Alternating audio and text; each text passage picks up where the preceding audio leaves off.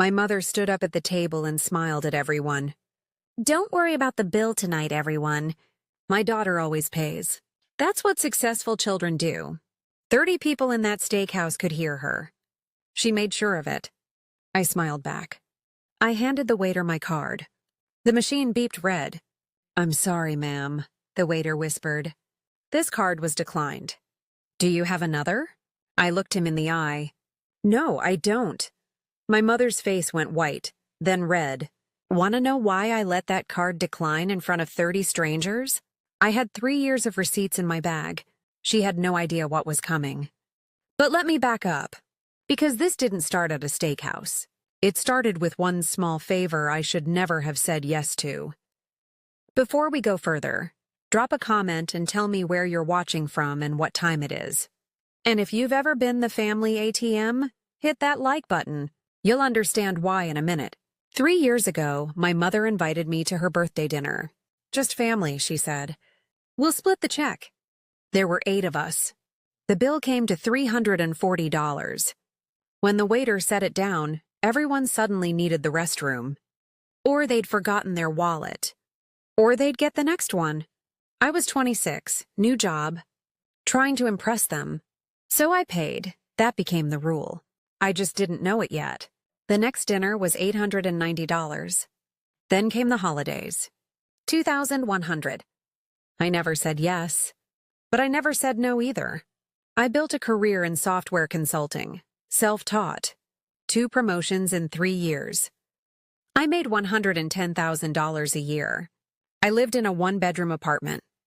Drove a 2015 Honda, saved half my paycheck. My mother drove a brand new Lexus. My brother took beach vacations twice a year. My sister posted photos from Napa wineries. But I was the one who paid every single restaurant bill. I'm methodical. Every expense tracked. Every receipt scanned. I didn't know I'd need them as evidence. I do now. I had a folder on my laptop, labeled family. 62 receipts inside. And then came the dinner that changed everything. 2 weeks before that $7,000 dinner, my phone buzzed. Family group chat, my mother. Planning my 25th business anniversary celebration. Reservation at the Hamilton, Saturday the 14th, 12 guests. Can't wait to celebrate with you all. My brother replied immediately. Can we do the premium wine package? My sister. I'm inviting Josh, that's fine, right? No one asked if I could pay. They just assumed. I stared at my phone. My stomach twisted. I typed, "How much is the venue estimating?" 3 dots. Then my mother in the chat. "Don't worry about it, sweetie. You always take care of us." 10 minutes later, she called me, privately. "I heard a little hesitation in the chat," she said. Her voice was syrup over glass. "After everything I sacrificed for you, I thought you'd want to celebrate this milestone." I closed my eyes. "I'll be there, Mom." "And you'll bring your card?" "I'll bring my card." She laughed, relieved, victorious. I hung up. Then I opened a new checking account online, transferred $200 into it, requested a debit card. I told her I'd bring my card. I didn't tell her which one. The night arrived. The Hamilton was all marble and chandeliers. 12 people around a long table. My mother wore a dress I'd never seen. Probably $500. She was glowing. Halfway through appetizers, I noticed someone I didn't recognize. A woman with a notebook. "Oh," my mother said loudly. "This is Claire. She writes for the community paper." I thought it'd be nice to have a little coverage of the milestone. A journalist? At a family dinner? My mother kept talking, loud enough for nearby tables. "My daughter is so successful. We're so proud. She handles everything for us." Claire scribbled notes. The entrees came. Steaks, lobster, 3 bottles of wine. I barely touched my plate. Dessert, then the bill. The waiter set the leather folder in front of my mother. She didn't even glance at it. Just slid it across the white tablecloth, directly to me. $7,862.43. I pulled out the card, the one tied to the $200 account. Handed it over. The waiter walked away. 30 seconds of small talk. Then he returned. I'm sorry. This card was declined. Do you have another form of payment? Every eye locked on me. I looked at my mother. No, I don't.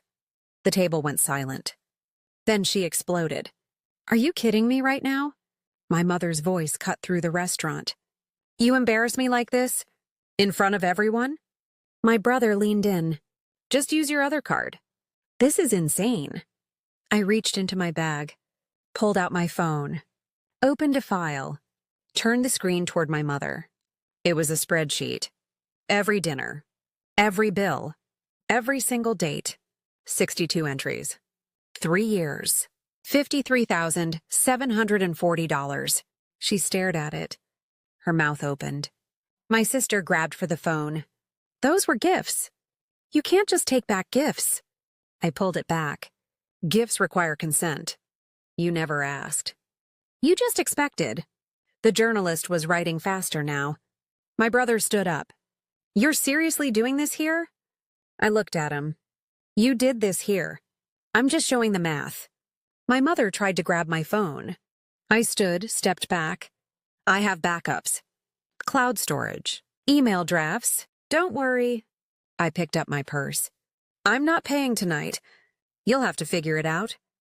I walked past 12 shocked faces. Past the journalist. Past the waiter. Out into the cold air. My phone started ringing before I reached my car. I didn't answer. But they weren't done. Not even close. I woke up to 47 missed calls. The family group chat had exploded. 213 messages overnight. My mother, how dare you humiliate me? I'm contacting my lawyer. My brother, you owe me $3,200. I had to cover your share last night. My sister, you've always been selfish. Now everyone knows. Extended family chimed in. Aunts, cousins, most of them confused. A few supported me quietly in private texts. Most just wanted the drama to stop. Then my mother posted on Facebook. Sometimes your children forget where they came from. Vague, martyred, perfectly calculated. 63 people liked it. The journalist Claire published a piece 2 days later. Opinion column. Title: When Generational Entitlement Runs Both Ways. She didn't name us, but she quoted my mother. Successful children owe their parents dignity. And then quoted me. Dignity doesn't cost $53,000. The article leaned in my favor. My mother saw it. Called me 12 times in an hour. I didn't pick up. Then her cousin, a lawyer, sent me an email. Subject line, formal notice. The body was 3 paragraphs of legal-sounding language. Emotional distress. Reputational harm. Family obligation. It wasn't on firm letterhead. It wasn't a real filing. But it was designed to scare me. My brother Venmo requested me for his half of the bill. My sister uninvited me from her wedding. My mother's book club friends started leaving comments on my old Instagram photos. The stakes were rising. But I was busy. I was pulling together receipt number 2. I spent 6 hours compiling public records. My mother's boutique revenue, filed with the state, $240,000 last year. My brother's LinkedIn, finance manager, salary range publicly listed, $95,000, my sister. I pulled the probate filing from our grandmother's estate. She'd inherited $60,000 2 years ago. Then I checked property records. My mother owned 2 properties. One was a rental. Monthly income, $2,400. They weren't struggling. They weren't broke. They were comfortable. They just chose me as their subsidy. I compiled it all into a single PDF, 10 pages, clean, cited. Then I emailed it to my mother's lawyer cousin. Subject line, context you may want before filing anything. He replied in 43 minutes. I'm not taking this case. My mother called me, screaming, You invaded my privacy. You have no right. I kept my voice level. It's all public record, Mom. Anyone can look it up. She hung up on me. I sat back in my chair. Now I understood. This was never about need. It was about control. And I was about to take it back. My Aunt Diane texted me the next morning. She was my mother's older sister, the only one who'd stayed neutral. "Can I call you?" I said yes. She didn't waste time. "Your mom has been telling everyone for 3 years that she raised you to be generous. That paying for family dinners was your idea." I closed my eyes. It wasn't. I know. But she's built her whole identity around it. At her book club, at church, at the boutique, she tells people she created a family culture of abundance. My stomach turned. She's been taking credit. Worse, she's been using your money to look generous. She'll order extra appetizers, expensive wine, then announce to the table that it's her treat. And you're the one handing the waiter the card. I thought back. She was right. Every dinner, my mother played host. She suggested the menu. She toasted. She smiled. And I paid. The performance wasn't for us. It was for everyone watching. She wasn't spending my money. She was spending my reputation. I'd been funding her ego for 3 years. Now I was taking it back. I thanked my aunt and hung up. Then I opened my laptop. It was time to set boundaries. Real ones. I didn't want revenge. I wanted peace. I scheduled a consultation with a family law mediator. Not a litigator. A mediator. Her name was Karen. She listened for 30 minutes. Then she said, "You need documentation and a boundary letter. Not a lawsuit. A line in the sand." I hired her to draft it. The letter was 2 pages. Professional, calm. It outlined the $53,740 in payments. It clarified that I had never agreed to be the family's permanent funding source. It requested 0 reimbursement. But it set one boundary: no contact for 90 days. And any future financial help would require a written agreement signed by both parties. I also filed small claims paperwork. Not to submit, just to have it ready. Case number generated, signed, held in reserve. Then I did one more thing. I opened a small education trust for my younger cousins. Seeded it with $10,000. They didn't know about the drama. They shouldn't pay for it. I wasn't going to court to win money. I was going to court to win my peace. The letter went out on a Monday. Certified mail. Signature required. My mother signed for it on Wednesday. By Thursday, my phone rang. She wanted to meet. Face to face. We met at a community mediation center. Neutral ground. A mediator present. My one condition. The room was plain. White walls. A long table. Plastic chairs. My mother sat on one side. My brother and sister next to her. I sat alone on the other. The mediator, a woman named Ruth, opened the session. "We're here to discuss financial expectations and family boundaries. Everyone will have a chance to speak." My mother didn't wait. I gave her life. I raised her. She owes me. Ruth's face stayed neutral. Owing gratitude and owing money are different things. Let's start with documentation. I slid a folder across the table. The spreadsheet, printed, highlighted, 62 dinners. 3 years. $53,740. Ruth scanned it, then looked at my mother. "Did you ever contribute to these meals?" Silence. "Did you ever offer to split the cost? Or discuss expectations beforehand?" More silence. My brother tried. She wanted to pay. We thought she liked taking care of us.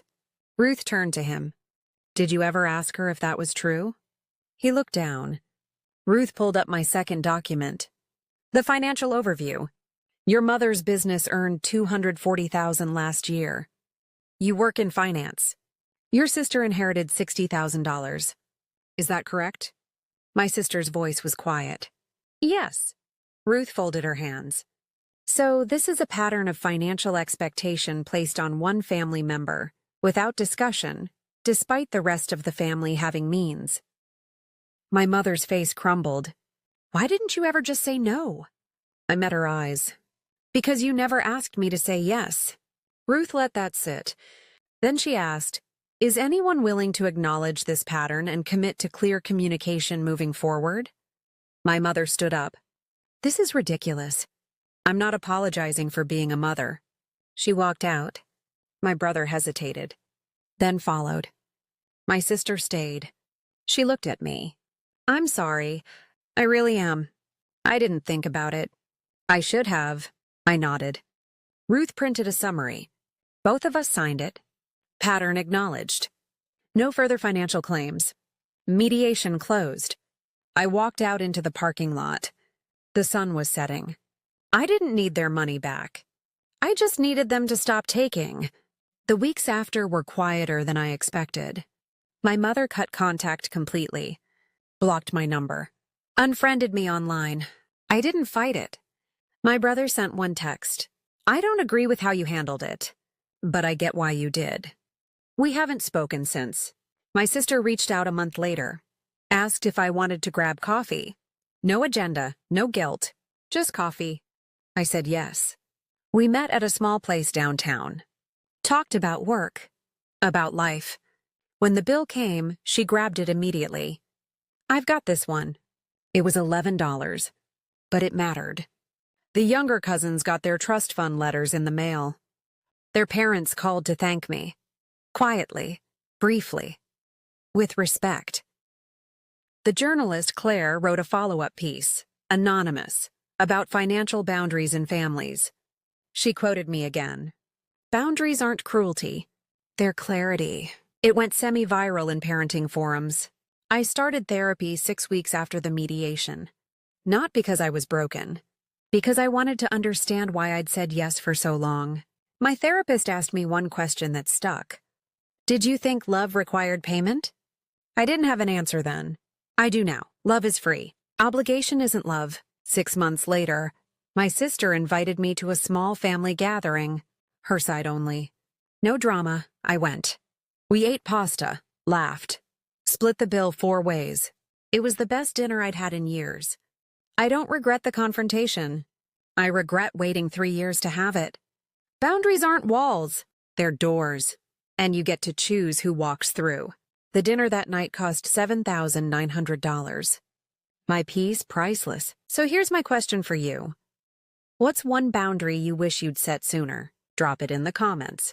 I read every single one. And if this story helped you see your own situation more clearly, hit that subscribe button. We're just getting started on financial justice stories. One last thing. This is a fictionalized dramatization based on real experiences. It is not legal or financial advice. If you're in a similar situation, seek out licensed professionals who can help you navigate it safely. Take care of yourself. And remember, you're allowed to say no, even to family. Especially to family.